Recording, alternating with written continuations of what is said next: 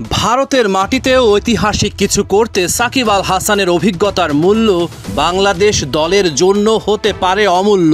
County ক্রিকেটে একটা 4 দিনের ম্যাচ খেলে নিজেকে ঝালাই করে নিয়েছেন মহাতারকা। বল হাতে মোট 9 উইকেট তার শিকার, তবে ব্যাট হাতে ব্যর্থ হয়েছেন তারকা অলরাউন্ডার।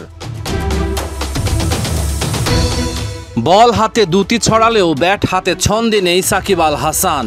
ভারত সফরেই বড় রান করতে চান। চলতি বছর 3 টেস্টে করেছেন মাত্র 89 রান। সাকিবের ব্যাটিংটা আসলে ছন্দে নেই, এটা আমি যেটা একটু আগে বললাম যে ফর্মটা খুব ইম্পর্টেন্ট। সাকিব ফর্মে নেই। আবার টেস্ট ক্রিকেট একটা বিষয় কি, ফর্মে ফেরার সময়টা থাকে।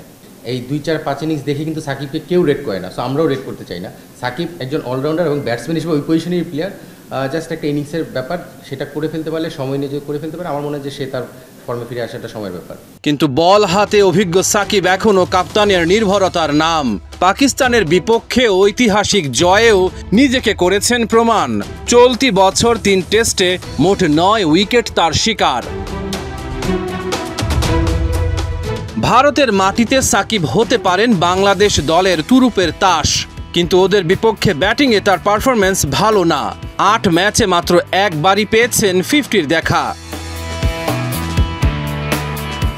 ভারতের মাটিতে একটাই টেস্ট খেলেছেন সাবেক কাপ্তান।